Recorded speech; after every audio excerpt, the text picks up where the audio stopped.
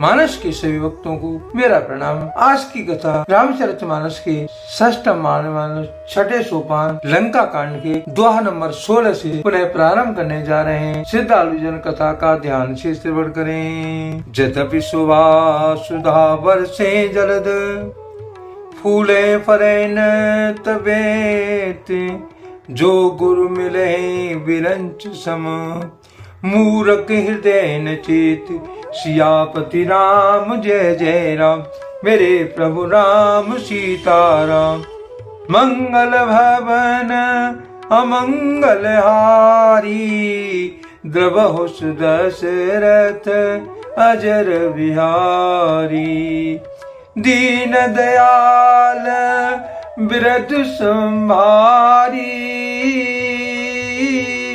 हरहु नाथ मम संकट भारी। तुलसीदास जी इस दोहे का भावार्थ इसका लिखते हैं। यद्यपि बादल अमृत सा जल बरसाते हैं तो भी वेद फूलता फलता नहीं है। इसी प्रकार चाहे ब्रह्मा के समान भी ज्ञानी गुरु मिले तो भी मूर्ख के हृदय में चेत ज्ञान नहीं होता। यहाँ प्रात जागे रघुराई, पूछा मत सब सचिव बुलाई।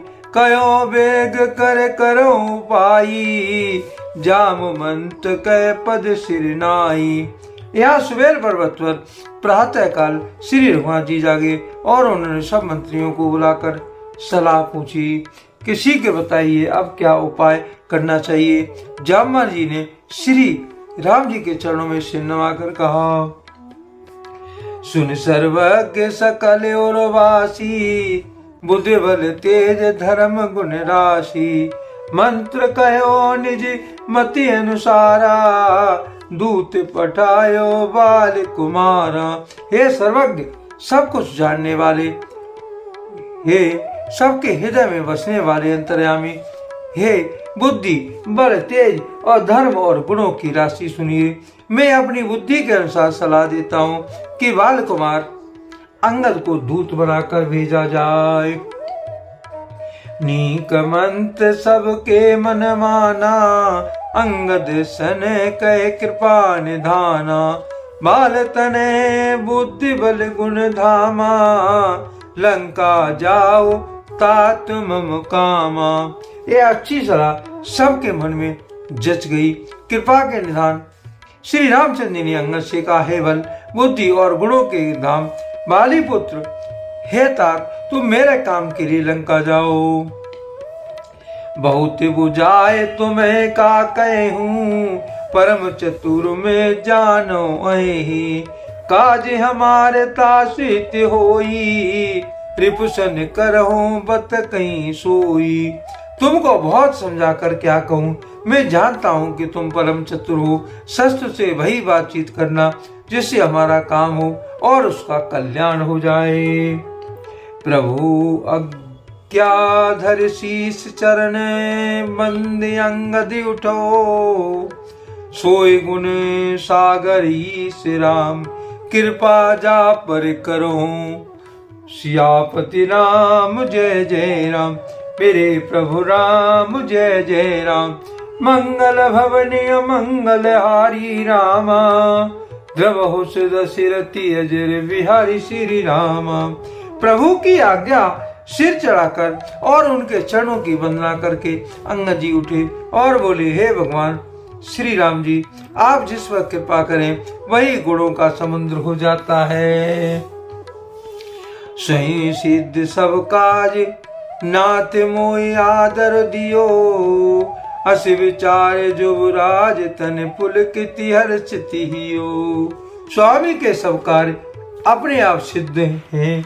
यह तो प्रभु ने मुझको आदर दिया है, जो मुझे अपने कार्य पर भेज रहे हैं। ऐसा विचार करके युवराज अंगद का हृदय हर्षित और शरीर पुलकित हो गया।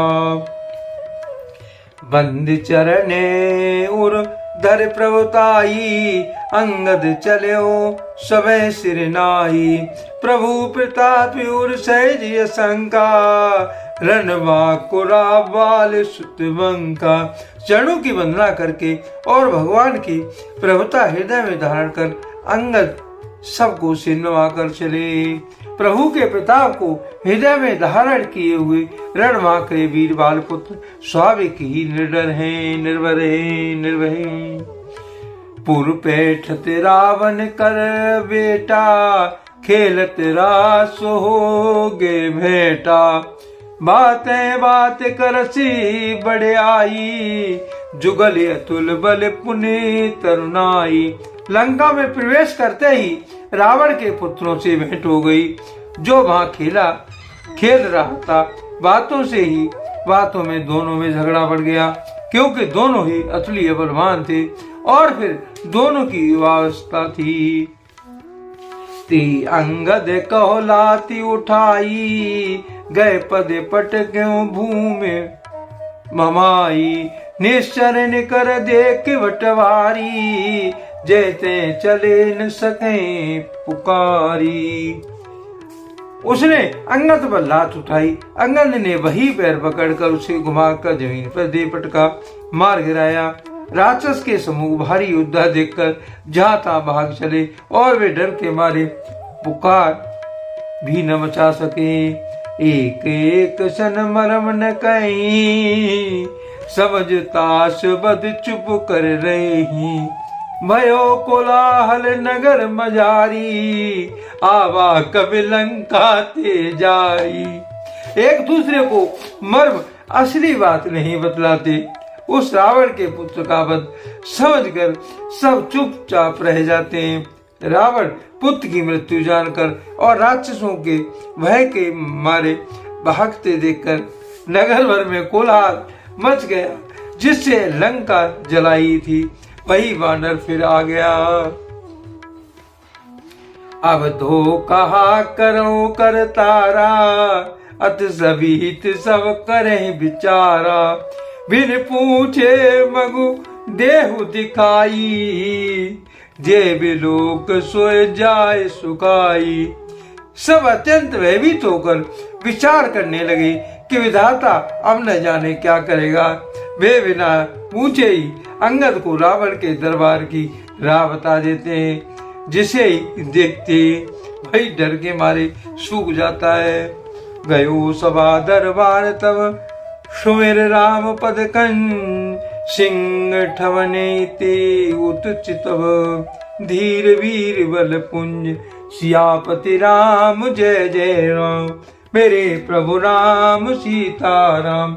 मंगल भवन अमंगल हारी रामा, द्रबहुस दशरथी अजर बिहारी श्री रामा।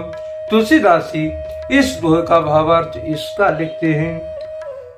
श्री राम जी के चरणों की स्मरण करके अंगद रावण की सभा के द्वार पर गए और वे धीर वीर बल की राशि अंगद सिंह की सी एड़ शान से इधर उधर देखने लगे। तुरंत निशाचर एक पटावा, समाचार रावण जनावा। तुरंत वहीं से बोला 10 सीसा, आनो बोल कहाँ कर कीसा। तुरंत ही उन्होंने एक राक्षस को भेजा और रावण को अपने आने का समाचार सूचित किया। सुनते ही रावण हंसकर बोला लाओ देखें कहाँ का बंदर है। आए से पाए दूत बोधाए, कपे कुंज रही बोल ले आए। अंगद दीख दसानन वैसे, सहित प्राण कंजल गिर जैसे। आज्ञा पाकर बहुत से दूत दौड़े और वानरों के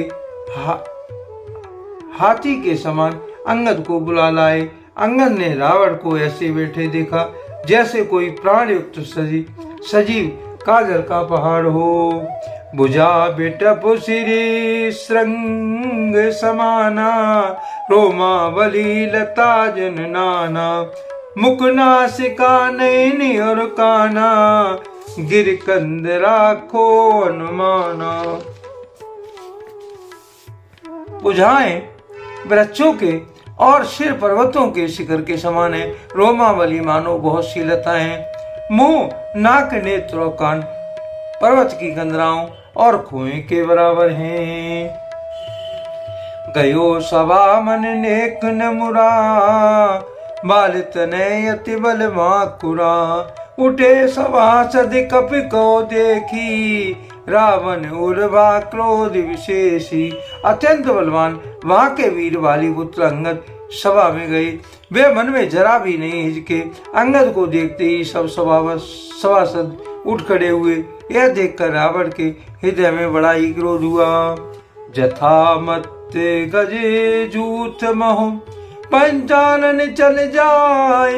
राम प्रताप सुमिर मन, बैठ सभा सिर नाय। सियापति राम जय जय राम, मेरे प्रभु राम सीताराम।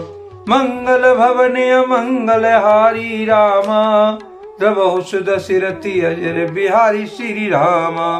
तुलसीदास जी इस दोहे का भावार्थ इसका लिखते हैं, जैसे मतवाली हाथियों के झुंड में सिंह निशंक होकर चला जाता है, वैसे श्री राम जी के प्रताप का हृदय में स्मरण करके वे निर्भय सभा में सिर नवाकर बैठ गए। आज के लिए कथा का यहीं पर विराम दिया जाता है। यदि मुझसे पढ़ने में कोई त्रुटि हो गई हो तो राम सेवक जानकर मुझे क्षमा करें। यदि आपको रामचरितमानस की कथा पसंद आई हो, कमेंट में जय श्री राम अवश्य लिखें और अपने प्रिय मित्रों को कथा का शेयर करें। धन्यवाद। जय श्री राम।